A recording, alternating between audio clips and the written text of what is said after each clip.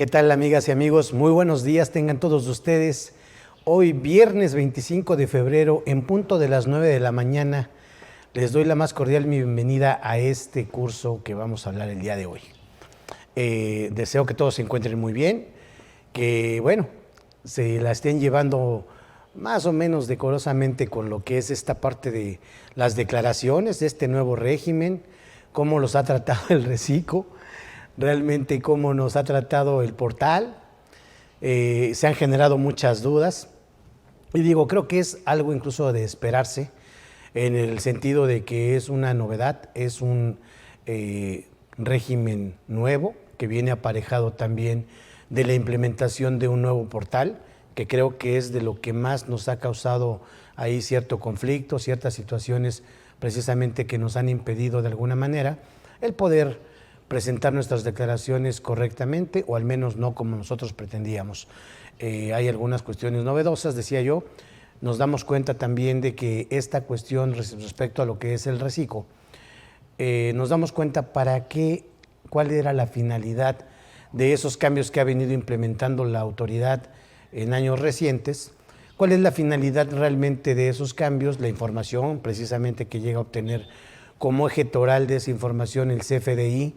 Nos hemos dado cuenta poco a poco también cuál es el sentido, por ejemplo, de timbrar de manera correcta a través del método de pago de nuestra facturación, de nuestros ingresos, nuestros egresos, la nómina, por supuesto.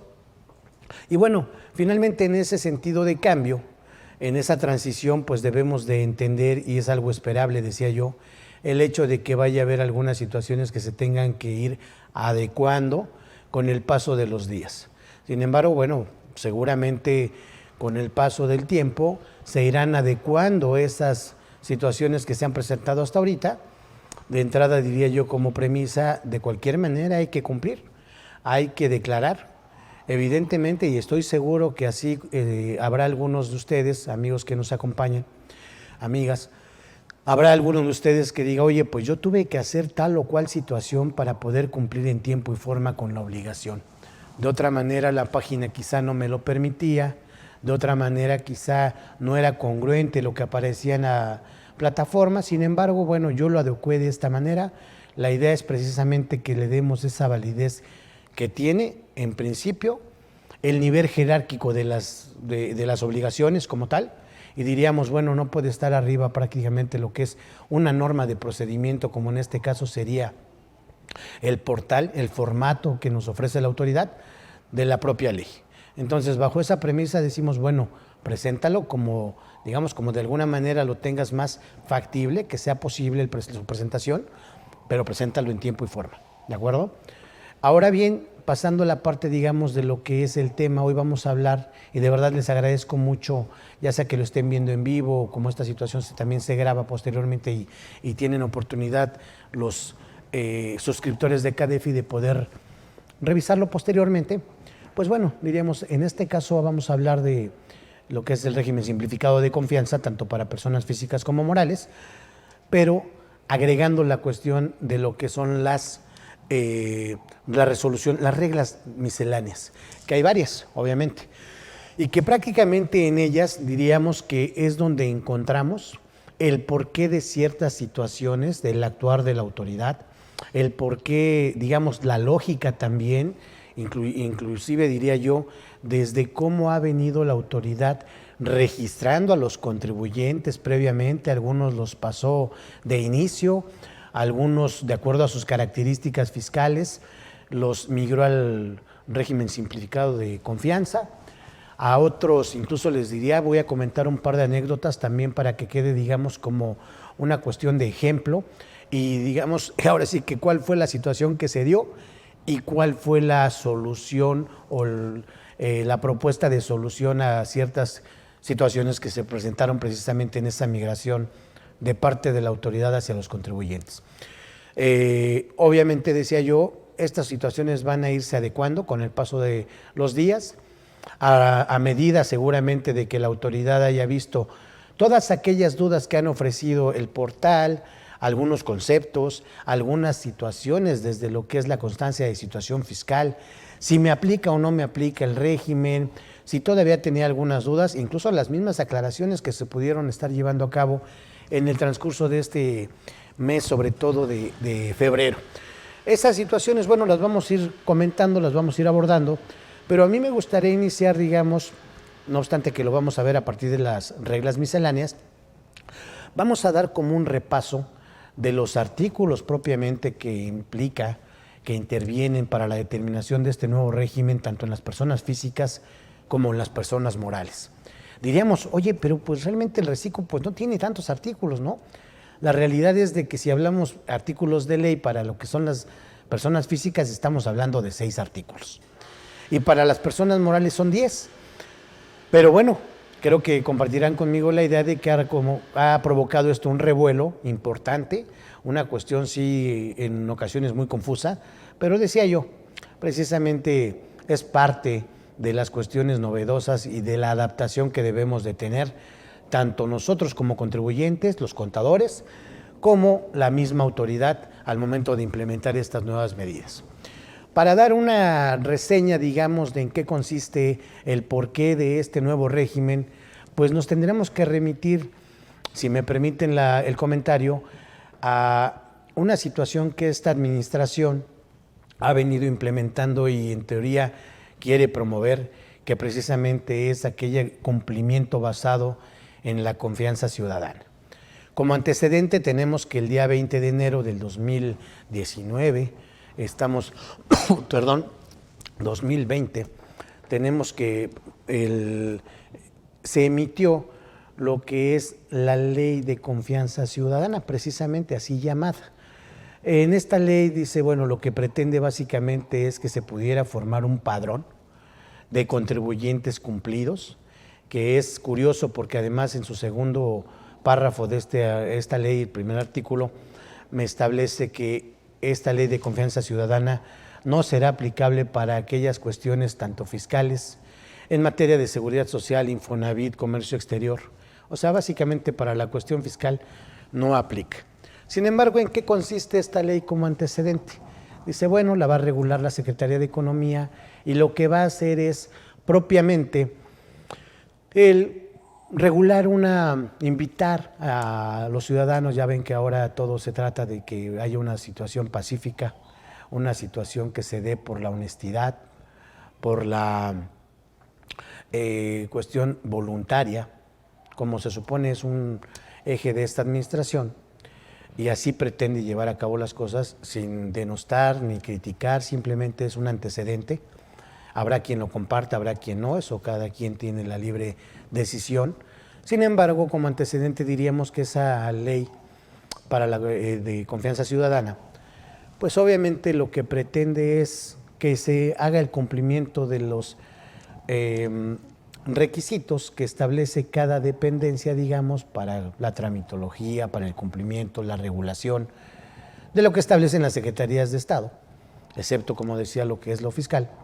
Y bueno, llevar a cabo el cumplimiento de manera voluntaria, espontánea, honesta, y lo que establece es llevar a cabo la integración de un padrón de contribuyentes cumplidos.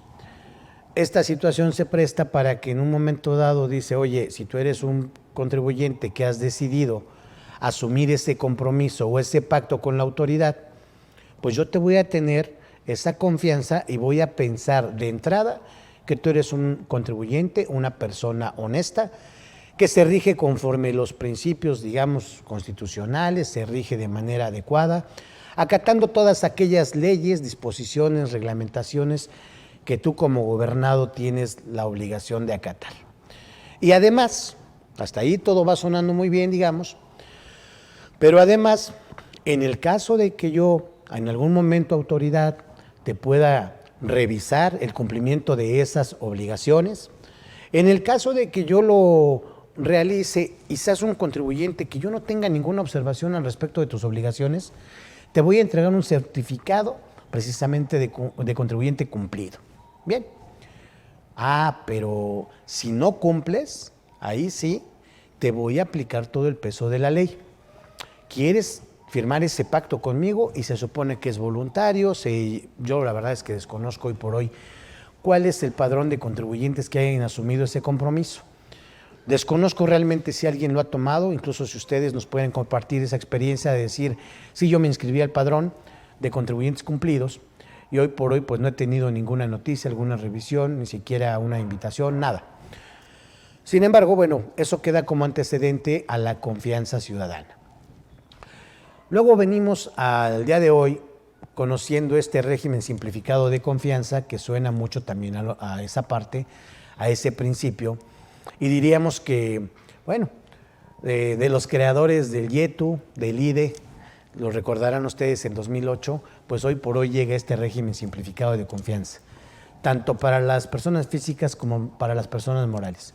Y desde ahorita me adelanto y les podría yo decir que basados en que para personas físicas se considera una opción y para personas morales en principio, una obligación, que ya estaremos desmenuzando esa parte, aplicando ya realmente para saber si realmente es obligatorio como tal para personas morales, o de alguna manera incluso les diría, habrá que ubicar en qué título de las personas morales se establece este régimen, y lo vamos a ver, es el título 7º, que me habla de lo que son los estímulos fiscales. De entrada, desde que lo ubicaron en esa parte, a mí me llamó la atención. No sé si a ustedes también en algún momento, pero el que para reciclo personas morales lo hayan situado en el título 7 de los estímulos fiscales, desde mi punto de vista ya dice mucho. Ya dice, de entrada les diría que es una situación que pudiera ser temporal. De otra manera, pues también podría estar figurando en el título 2, ¿no?, de las personas morales, obviamente con un apartado, digamos, que lo que sería del régimen general. Pero ya eso para mí me dice mucho, y bueno, de alguna manera hay que abordar esos temas. Sin embargo, diría, partiendo de que este régimen parte de la confianza, pues yo la verdad es que tengo mis dudas personales respecto a cuál va a ser el efecto que realmente cause este nuevo régimen en la recaudación, en el incremento del padrón de contribuyentes por una situación. Porque yo hasta la fecha, francamente, no he visto, no tengo el conocimiento de digamos, una persona física del comercio ambulante, del comercio informal, que se supone que es parte de lo que este régimen pretende también abarcar. El decir, bueno, vamos a hacer este pacto, esta confianza ciudadana, y vamos hoy en este régimen a llevar a cabo ese contrato, digamos, ¿no?, ese pacto, ese acuerdo en el que, digamos, tú vas a cumplir y vas a cumplir bien. ¿De qué manera? Pues vas a llevar a cabo el entero de todas tus obligaciones, vas a declarar el 100% de tus ingresos, lo vas a hacer en tiempo y forma, y de alguna manera vamos a partir de esa confianza.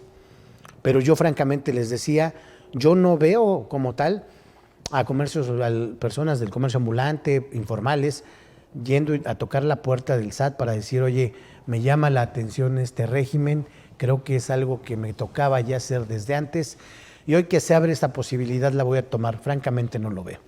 Lo que sí, observo que hay un cambio para los contribuyentes que ya de por sí estamos cautivos. Esto no es una queja, simplemente es una situación que yo estoy observando por la experiencia que tenemos con los clientes, con amigos, compañeros, colegas, que nos están también transmitiendo esta parte, ¿no?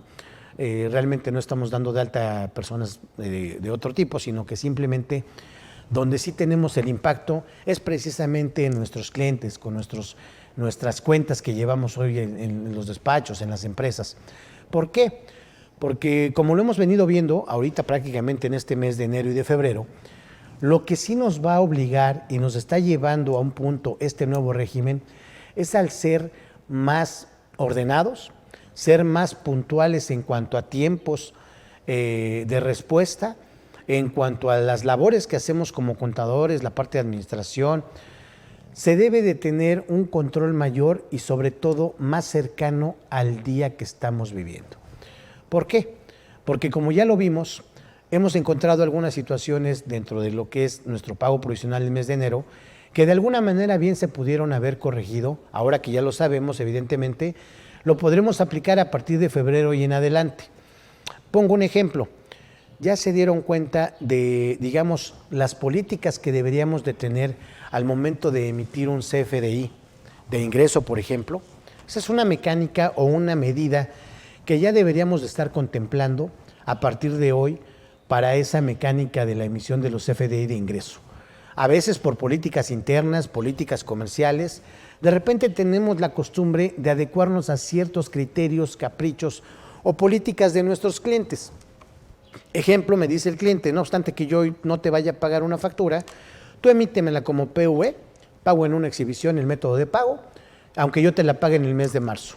Hoy ya nos dimos cuenta que esa situación me va a provocar una pago de impuestos por el mes de enero, cuando realmente yo no estaría en un momento dado causando ese impuesto, y estamos hablando tanto perdón, para ISR como para IVA, porque prácticamente en algunos casos se está homologando esa causación del impuesto al considerarlo con este régimen simplificado de confianza como un régimen de acumulación de ingresos que regularmente llamamos como flujo de efectivo. ¿Okay? Flujo de efectivo es una parte de esa acumulación de ingresos. Digamos que la acumulación de ingresos es el género, el flujo de efectivo es la especie, pero pues ahí también podemos encontrar la dación en pago, la confusión de derechos, la remisión de deuda, la prescripción, condonación, etcétera, formas de extinción de obligaciones. Pero bueno, debemos de adecuar nuestras políticas, como tal nuestras políticas de emisión de CFDIs, precisamente a estos nuevos cambios.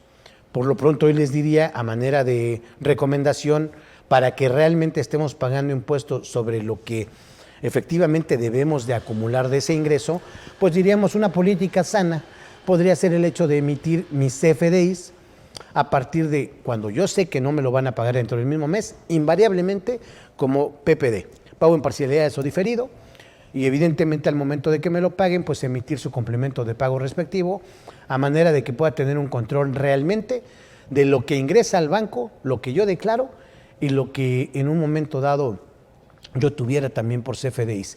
Esas tres partidas, esos tres conceptos deberían de coincidir en todo momento. Eso es, digamos, lo ideal, eso es, discúlpenme, lo deseable y lo que debemos de buscar, ¿de acuerdo? Precisamente por eso iniciaría este tema con esta reflexión. Siempre se trata de aprender algo y pensar que lo puedes mejorar. Y es real, al final de cuentas debemos de tener esa visión, ese enfoque, en el sentido de que, bueno, a lo mejor a la primera no nos salen bien las cosas, pero lo podemos adecuar, lo aprendemos e invariablemente lo podremos mejorar. Pues miren, a manera de complementar esta introducción que les comentaba ahorita, diríamos, ¿qué tenemos precisamente para este régimen simplificado de confianza? Pues diríamos, no es mucha información, digamos, en general, ya lo particular es lo que toma otro sentido, porque diríamos, pues tenemos un decreto de reformas del 12 de noviembre de 2021, que es propiamente la reforma fiscal para 2022, en el cual se incorporan propiamente estos 6 artículos que les comentaba yo, 6 artículos para lo que son personas físicas, 10 artículos para las personas morales, estos del artículo 206 al 215, los primeros de las personas físicas del 113E al 113J. Tenemos también una resolución miscelánea que publicada en este caso el día 27 de enero, de ahí les podría decir para ubicarnos también en cuanto a esa parte de los fundamentos legales. Esta resolución miscelánea inicialmente del 27 de enero, pues prácticamente para este régimen simplificado de confianza son 29 reglas aplicables, tanto a personas físicas, a morales, hay unas propiamente que se separan, pero son 29 reglas. Y la primera resolución de modificaciones a la resolución miscelánea fiscal, publicada apenas el pasado 18 de febrero. En esta, básicamente, hablando de lo que es el reciclo, pues estamos hablando de que hay 2 reglas propiamente que son las que se modifican. Una importante respecto a los agapes, la parte de lo que es la acumulación del ingreso y la exención como tal. Y aquí algo que a lo mejor a muchos no nos va a gustar, pero también dentro de estas cuestiones que tenemos adicionales sería un portal del SAT. Creo que ahí es donde hemos tenido un poquito más de problema, precisamente por lo novedoso del asunto. Obviamente, ¿qué tipo de dudas, qué situaciones nos ha ofrecido esta cuestión de la migración al reciclo? Les diría yo nada más como antecedente, precisamente que sabemos de antemano que aquellas personas morales, por ejemplo, decíamos, en principio pasan de manera obligatoria cuando cumplen ciertas características de inicio. Y estas serían aquellas morales que no tengan ingresos mayores, que en el ejercicio inmediato anterior no hayan tenido ingresos mayores a 35 millones de pesos, que ninguno de sus socios pertenezca a otra persona moral mercantil, que no tenga residentes del extranjero, etcétera, algunas precisiones específicas. Sin embargo, nos encontramos, al menos en lo particular en la oficina, con un par de clientes que no obstante que no tenían esas características para tributar en reciclo, resulta que la autoridad los cambió. Amanecieron estos clientes, les diría, uno más o menos factura alrededor de 85 millones de pesos al año, el otro sí rebasa un poquito más de 100 millones. Sin embargo, amanecieron en enero como reciclo. No obstante que específicamente por ingresos no deberían de tributar en ese régimen, tal cual. Pues obviamente eso nos denota o nos deja ver que finalmente estos sistemas, estos programas, estas condicionales que se le da de parte de la autoridad en esta cuestión ya más automática por sistemas, pues obviamente pueden tener sus fallas, pueden tener sus diferencias.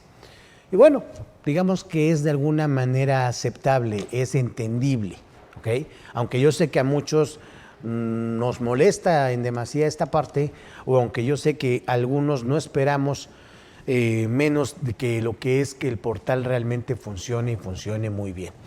Sin embargo, estas situaciones se dan, les diría lo que hicimos nosotros fue presentar precisamente un aviso de actualización de obligaciones, como si estuviéramos generando las actividades que realiza la empresa, casualmente las dos se dedican al desarrollo de software, y resulta que al momento de presentar ese aviso y nos vota lo que es la constancia de situación fiscal, nos aparecían las obligaciones propiamente, ya nos había regresado al régimen general de ley, hablando de ISR.